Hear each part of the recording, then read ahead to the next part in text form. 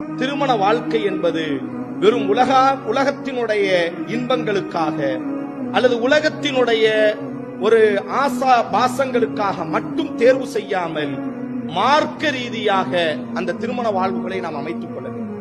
நாம் தேர்வு செய்யக்கூடிய ஆணாக இருக்கட்டும், நாம் தேர்வு செய்யக்கூடிய பெண்ணாக இருக்கட்டும், நாம் தேர்வு செய்யக்கூடிய குடும்பமாக இருக்கட்டும், மார்க்கத்தை முன்னிலைப்படுத்தியவர்களாக மிக லாவண்யமாக நாங்கள் தப்பித்து விடுகிறோம். மார்க்கம் பேசக்கூடியவர்கள் உட்பட திருமண விவகாரங்கள் என்று வரும் பொழுது அந்த ஆணிடத்திலே மார்க்கம் இருக்கிறதா, அந்த பெண்ணிடத்திலே மார்க்கம் இருக்கிறதா என்பதை நாம் பார்ப்பதே இல்லை. நமக்கு அங்கே தேவைப்படுவதெல்லாம் பொருளாதாரங்களாக இருக்கலாம், அல்லது தோள்களினுடைய வெண்மையாக இருக்கலாம், கவர்ச்சியாக இருக்கலாம்.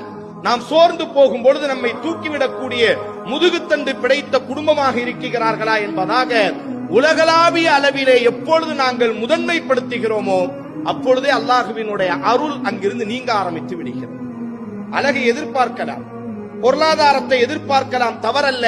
ஆனால் இலக்கு என்பது குடும்ப வாழ்க்கைக்கு இலக்கு என்பது எதுவாக இருக்க வேண்டும் என்று சொன்னால் மார்க்கத்தை மையமாக கொண்டதாக இருக்க வேண்டும்.